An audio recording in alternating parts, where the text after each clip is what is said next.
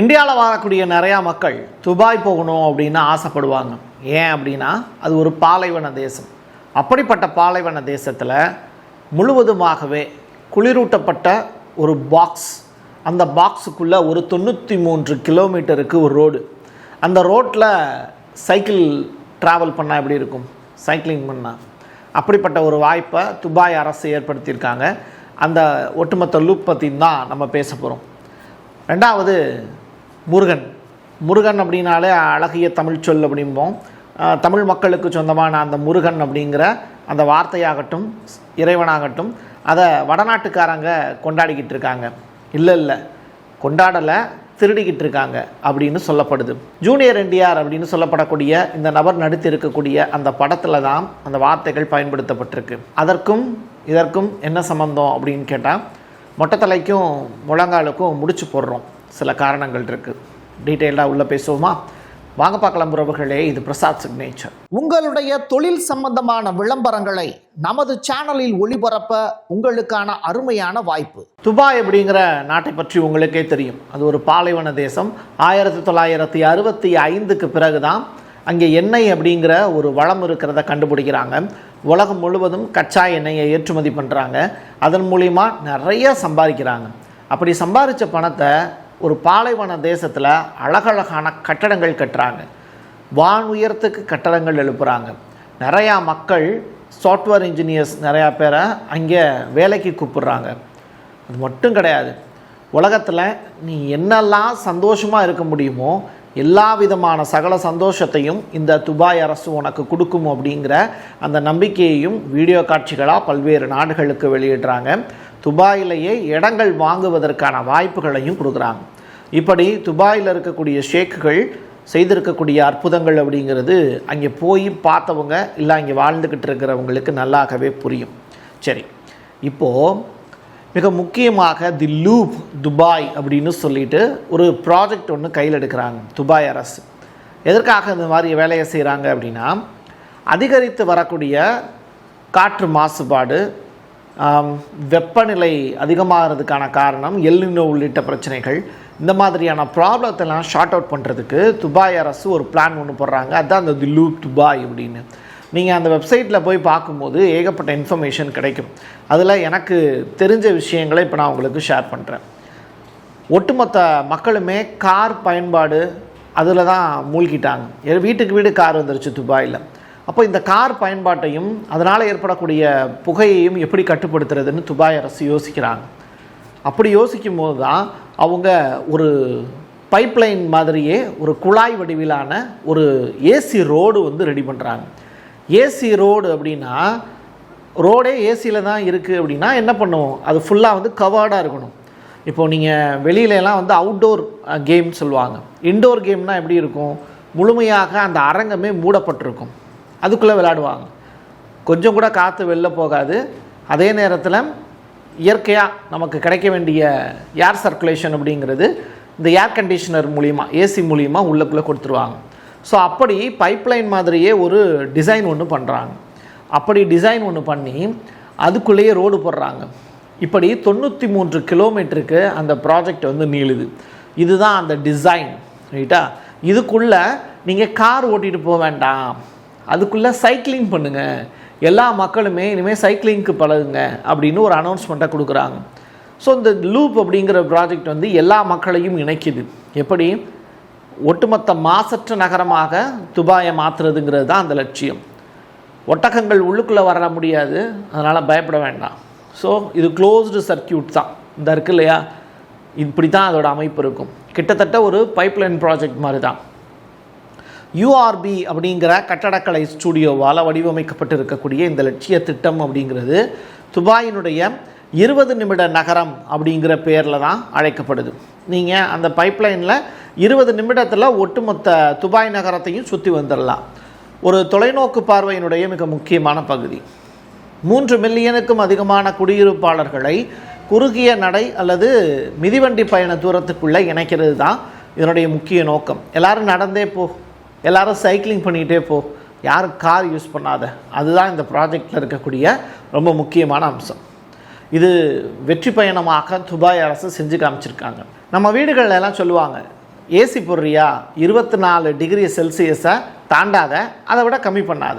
அதுதான் கரெக்டான ஒரு குளிரூட்டப்பட்ட நிலை அப்படின்னு சொல்லுவாங்க. அதே மாதிரி இந்த ஒட்டுமொத்த குழாய் வடிவிலான இந்த லூப் அப்படிங்கிற ப்ராஜெக்ட்டுக்குள்ளே ஃபுல்லாகவே வந்து பார்த்திங்கன்னா ஏசி தான் வந்து வச்சுருக்காங்க. அது 24 டிகிரி செல்சியஸில் வச்சுருக்காங்க. அது மட்டும் கிடையாது, ஏராளமான பூங்காக்கள் உள்ளுக்குள்ளேயே வச்சுருக்காங்க. விளையாட்டு வசதிகள்லாம் இருக்குல்ல, எக்ஸசைஸ் பண்ணுறதுக்கான இடம், ஜிம்முலாம் உள்ளுக்குள்ளேயே வச்சுருக்காங்க. இது எல்லாமே பொழுதுபோக்கு அம்சங்கள் எல்லாமே அந்த ஒரே பைப்லைனுக்குள்ளேயே அமைக்கப்பட்டிருக்கு. ஸோ இதுக்கான பெரிய பட்ஜெட்டில் துபாய் அரசு இதை செஞ்சு முடிச்சிருக்காங்க அப்படிங்கிறது ரொம்ப இன்ட்ரெஸ்டிங்கான விஷயம். சரி, இதை படித்து பார்க்கும்போது எனக்கு ஒரு விஷயம் தோணுச்சு. அப்போ நம்ம நாட்டினுடைய நிலைமை அப்படின்னு யோசித்து பார்த்து அதை அடுத்து பேசுவோம். 2040ஆம் ஆண்டுக்குள்ளே 80% குடியிருப்பாளர்கள் நீங்கள் சைக்கிளிங் பண்ணிகிட்டே வந்து பயணம் பண்ணலாம் அப்படிங்கிறது தான் இந்த ப்ராஜெக்டினுடைய முக்கியமான அம்சம். இப்போ இதில் ஒரு குறிப்பிட்ட தூரம் மட்டும் முடிச்சிருக்காங்க அப்படின்னு சொல்கிறாங்க. ஸோ கார் பயன்பாடுங்கிறது நான் ஏற்கனவே சொன்னேன், அதெல்லாம் இருக்கக்கூடாது. அதுதான் அதோட மெயின் அஜெண்டா. அப்படியே நம்ம இந்தியா பக்கம் வாங்க. இந்தியாவினுடைய நிலை என்ன அப்படின்னு சொல்லிட்டு ஒரு ஆஸ்கர் அவார்டு வாங்கின படம் வந்து நமக்கு விளக்கி சொல்லுச்சு. அதான் ஸ்லம்டாக் மில்லியனர். இந்தியா வந்து ஒரு குப்பை நாடு அப்படிங்கிறதுக்காக, சூப்பரான குப்பை நாடு அப்படிங்கிறதுக்காக வழங்கப்பட்ட ஒரு அவார்டு தான் ஆஸ்கர் அவார்டு. ஏஆர் ரஹ்மான் அவர்கள் சிறப்பாக அதுக்கு மியூசிக் போட்டிருந்தாங்கங்கிறதுக்காக கொடுத்துருந்தாங்க, ரைட்டா? பட் இந்தியாவினுடைய ஏழ்மை நிலையை படமாக்கி இருக்கக்கூடிய அந்த ஒரு திரைப்படம் தான் இந்த ஸ்லம்டாக் மில்லியனர். இது வந்து பல ஆண்டுகள் ஆயிடுச்சு. இன்னமும் நம்முடைய வாழ்க்கை தரம் தெருவெல்லாம் வந்து சாக்கடைகளாக தான் இருக்கான்னு கேட்டால் மும்பை நகரம் இன்னமும் அப்படித்தான் இருக்குது. இன்றைக்கு கூட மும்பையில் பெரிய அளவிலான மழை, சாக்கடையும் தண்ணீரும் ஒன்றாக சேர்ந்து கலந்து மக்களை வாட்டி வதச்சிக்கிட்டு இருக்குங்கிறது செய்தி. நம்ம தமிழ்நாட்டை பொறுத்தளவில் நம்ம வாழக்கூடிய இடங்களே எடுத்துக்கோங்க. பிளாஸ்டிக்கினுடைய பயன்பாடு எங்கேயாவது இல்லாமல் இருக்கா? எல்லா இடங்கள்லையும் இருக்குது. பிளாஸ்டிக் தயாரிக்கக்கூடிய கம்பெனிகள் இருக்காங்கல்ல, அவங்கள முடக்கிறதுக்கான வாய்ப்பை நம்முடைய தமிழ்நாடு அரசோ இந்திய அரசோ எடுத்தாங்களான்னு கேட்டால் அவங்க எல்லாம் கார்ப்பரேட். அவங்கக்கிட்ட காசு வாங்கிட்டு தான் இங்கே ஆட்சியை நடத்திக்கிட்டு இருக்காங்க. ரெண்டாவது, தாது மணல் கொள்ளை, கனிமங்கள் கொள்ளை, இப்படிப்பட்ட விஷயங்களும் நடந்துக்கிட்டு இருக்குது. இப்படி இயற்கையை நம்ம எப்படி சொல்லிக்கிட்டு இருக்கோம், சூறையாடிக்கிட்டு இருக்கோம். பட் துபாய் அரசு என்ன பண்ணுறாங்க, அந்த நாட்டில் இருக்கக்கூடிய எப்படி சொல்கிறது, கார்பன் டை ஆக்சைடு அப்படிங்கிற ஒரு விஷயமே அந்த நாட்டில் இருக்கக்கூடாது, முழுக்க முழுக்க ஆக்சிஜனாக இருக்கணும்னு நினைக்கிறாங்க. நம்ம ஊரில் அரச மரமும் ஆலமரமும் எப்பயுமே வந்து டைரெக்டாகவே ஆக்சிஜனை மட்டும்தான் வெளியிடும், கார்பன் டை ஆக்சைடை உள்ளே இழுத்துக்கிட்டு. அப்படிப்பட்ட மரங்கள்லாம் நம்ம ஊரில் வந்து பார்த்திங்கன்னா வெட்டி வீழ்த்திடுறோம்.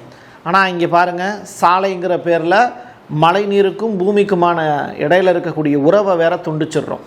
நம்ம ஊரில் போடக்கூடிய சாலைகள்லாம் இப்போ சிமெண்டாகவே மாறிடுச்சு. சிமெண்ட்டுக்கு அடியில் வந்து எப்படா மழை நீர் போகும், தார் ரோட்டில் போட்டிங்க அப்படின்னா நல்லாயிருக்கும் அப்படின்னு நம்ம சொல்லுவோம். பட் அந்த கான்செப்டெல்லாம் உடச்சிட்டு இன்றைக்கி இருக்கக்கூடிய அரசு முட்டாள்தனமான விஷயங்களை இயற்கைக்கு எதிராக செஞ்சுக்கிட்டு இருக்குது. வாழ்வதற்கு தேவையான எல்லா வாய்ப்புகளுமே இந்தியாவில் இருக்குது. ஆனால் அது எல்லாத்தையுமே நம்ம அழிச்சிட்டோம். பட் துபாய் வாழ்வதற்கு லாயக்கற்ற பாலைவன தேசம். அங்கே எல்லா மக்களுமே சுகமாக வாழ்வதற்கான எல்லா வாய்ப்பையும் உருவாக்கி கொடுத்துருக்காங்க. இப்போ புரியுதா ரெண்டுக்கும் இடையில இருக்கக்கூடிய வேறுபாடு என்னென்னு? ஜூனியர் என்டிஆர் நடிக்கக்கூடிய ஒரு படம், முருகப்பெருமானை மையப்படுத்தி எடுத்திருக்கக்கூடிய ஒரு படம். இதில் பார்ன் இன் த நார்த் அப்படிங்கிற வார்த்தையை அந்த படத்தினுடைய தயாரிப்பாளர் பயன்படுத்தியிருக்கார். யார் பார்ன் இன் த நார்த்து? யார்? முருகப்பெருமானை வந்து வடக்கில் பிறந்தவர் அப்படின்னு சொல்லிட்டு அவர் பதிவு செஞ்சுருக்கக்கூடிய வார்த்தை தான் இன்றைக்கி தமிழ்நாட்டு மக்களை சங்கடத்தில் ஆழ்த்தியிருக்கு. இதை பற்றிய அவேர்னஸ் அப்படிங்கிறது வெளி உலகத்துக்கு இன்னும் போய் சேரலை, இல்லாட்டி போராட்டங்கள் நடக்க ஆரம்பிச்சிருக்கும். பட் ஏனோ தெரில, முருகனுக்காக ரொம்ப பெரிய அளவில் குரல் கொடுக்கக்கூடிய பாஜக கூட இதை கையில் எடுத்து செய்யாதது ஆச்சரியத்திலும் ஆச்சரியம்தான். ஏன்னா திருப்பரங்குன்றத்தில் முருகனுக்கு ஒன்றுனா பாஜக அப்படியே பொங்கி எழுந்துருவாங்க, இந்து முன்னணி பொங்கி எழுந்துருவாங்க. பட் இந்த விஷயத்துக்கு அவங்க ஏன் பொங்காமல் இருக்காங்க அப்படிங்கிறது தெரியல. தென்னிந்தியாவில் தான் அதிகமாக அளவில் முருகனுக்கு கோயில்கள் இருக்குது. நீங்கள் வட இமயம் முதல் தென் இமயம் வரைக்கும் நீக்கமர நிறைந்திருக்கக்கூடிய கோயில்களில் ஒன்று எது அப்படின்னு கேட்டால் முருகப்பெருமானுக்கான கோயில். முருகன் அப்படின்னாலே தமிழ் தான், தமிழ் அப்படின்னாலே முருகன் தான். ரெண்டையும் பிரித்து பார்க்கவே முடியாது. நீங்கள் சிவனுக்கும் பார்வதிக்கும் பிறந்தவர் முருகன் அப்படிங்கிறாங்க. இன்றைக்கி இருக்கக்கூடிய காலகட்டத்தில் இளமுறியா கண்டம் அப்படின்னு அந்த காலத்தில் சொல்லுவாங்க, அதாவது இளமை முறியாத கண்டம் அப்படின்னு. அப்போது ஒட்டுமொத்தமாக அன்னைக்கு முருகன் பிறந்த காலகட்டத்தில் இமயமலையில் வந்து அவர் பிறந்தார் அப்படின்னு சொல்கிறாங்க, ரைட்டா? அன்னைக்கு இருந்த தமிழ்நாடு அப்படிங்கிறது எவ்வளவு நீண்ட பரப்பளவு உடையது.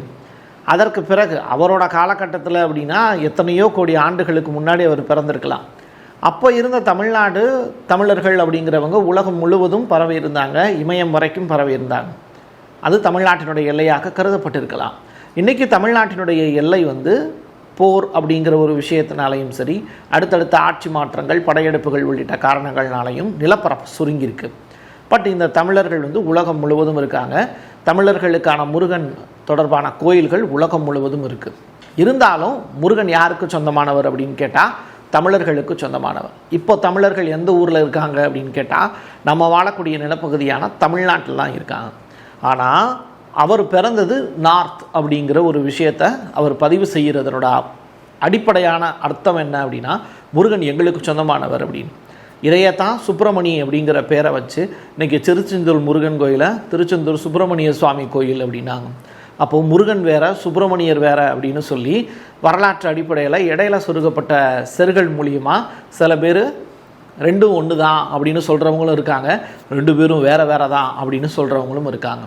ஸோ நம்ம ஊரில் வந்து சமஸ்கிருதம் அப்படிங்கிற வார்த்தையை உயரமாக எல்லா கோயில்கள்லையும் தூக்கி வச்சு கொண்டாடிக்கிட்டு இருக்காங்க. இப்போ முருகனுடைய டிஎன்ஏ பற்றிய விடயங்களை இப்போ பேச ஆரம்பிச்சிட்டாங்க. அவர் வந்து எங்கே பிறந்தார், அவர் எப்படி பிறந்தார், அவர் யாருக்கு சொந்தம் அப்படின்னு சொல்லி வடக்கன்ஸ் வந்து புதுசாக ஒரு பிரச்சனையை உருவாக்க ட்ரை பண்ணுறாங்க. அதனுடைய ஆரம்ப புள்ளியாக இது இருக்கலாம். இது இப்போதைக்கு பிரச்சனையாக மாறாது. இன்னும் கொஞ்ச நாள் இந்த படம் வந்து ட்ரெய்லர் வரணும், அடுத்ததாக இந்த படம் ரிலீஸ் ஆகும்போது ஒரு பெரிய பிரச்சனையை உண்டாக்குவாங்க. ஸோ இந்த மாதிரியான விஷயங்களை முன்னிலைப்படுத்தி பண்ணுவாங்க. ஸோ அதுதான் அவங்களுடைய அஜெண்டாவாக இருக்கும். ஸோ வேலுக்குள்ளே டிஎன்ஏவை வச்சு புதிதாக ஒரு பிரச்சனையை உருவாக்கக்கூடிய வடக்கன்ஸ் படிங்கடாடே வரலாறு படிங்கடா அப்படின்னு தான் சொல்லணும். வரலாறு படிச்சுட்டு முருகன் யாருக்கு சொந்தமானவர்னு இந்த ப்ரொடியூசர் எழுதினார்னா ஓகே. காசு இருக்கிறவன்லாம் வந்து படம் எடுக்கலாம், படம் எடுக்கிறவன் தான் கரெக்டாக ஒரு விஷயத்தை சொல்லுவான் அப்படிங்கிற அளவுக்கு கொண்டு போயிட்டாங்க. இந்த மணிரத்னம் வந்து ஆதித்ய கரிகாலன் வந்து தற்கொலை பண்ண மாதிரி பொய்யான விஷயத்தை பரப்ப முயற்சி பண்ணார்ல, அந்த மாதிரி. ஸோ ஒட்டுமொத்த இந்தியாவுமே தமிழினத்துக்கு எதிராக தான் செயல்பட்டுக்கிட்டு இருக்குங்கிறத நீங்கள் புரிஞ்சுக்கலாம். என் கையெழுத்து என் மக்களுக்கானது உறவுகளே. மீண்டும் ஒரு பதிவில் சந்திக்கலாம். நன்றி. உங்களுடைய தொழில் சம்பந்தமான விளம்பரங்களை நமது சேனலில் ஒளிபரப்ப உங்களுக்கான அருமையான வாய்ப்பு.